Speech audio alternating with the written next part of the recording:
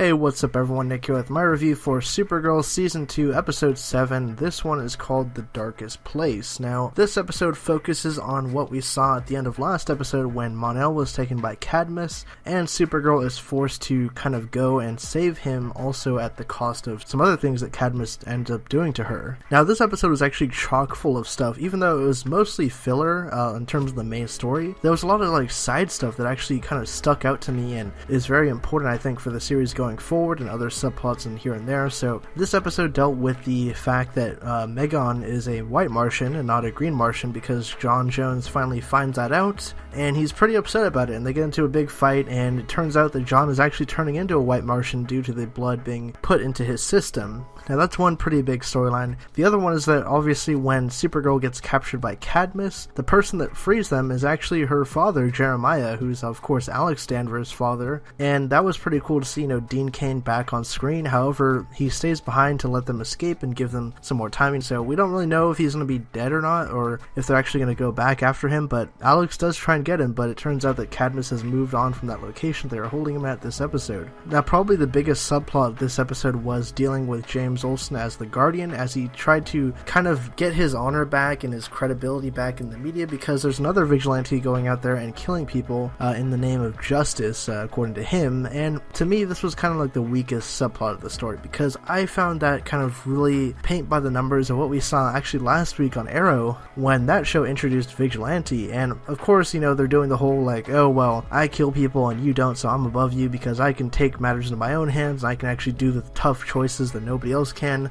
And I think that's such a generic storyline to go with at this point. It was kind of boring to me. However, I really do like James and Wynn going out as a crime fighting duo, because I'm actually enjoying James's character this season, like I said before, and I think that Wynn is being written a lot better too. So cool stuff there. I just wish that they would have given them something a bit more interesting to do. Now, in terms of Easter eggs, this episode was chock full of them. Like I mentioned earlier, there was a reference to Thanagar existing in the Supergirl universe. There was a huge reference to Batman existing, because Supergirl gives an offhand reference saying that, oh yeah, one time my cousin teamed up with this other vigilante who used tons of gadgets and had a lot of personal demons. And I was like, what? They just confirmed Batman existed and he actually teamed up with Tyler Hoechlin's Superman. That's awesome. So we got the world's finest in this universe, but we never got to see it. And yeah, just some other cool stuff like that. Also, their whole relationship thing with Maggie and Alex got finally sorted out, and now they're just going to be friends. So, I mean, we'll see how that lasts and, what develops within their own personal relationship. But all in all, I really enjoyed this episode. And I do want to talk about the whole villain thing with Cyborg Superman being the real Hank Henshaw, because he is brought back this episode and we get to see him fight against Supergirl. That's pretty cool. Obviously, they reveal his face when she punches him and his face breaks apart.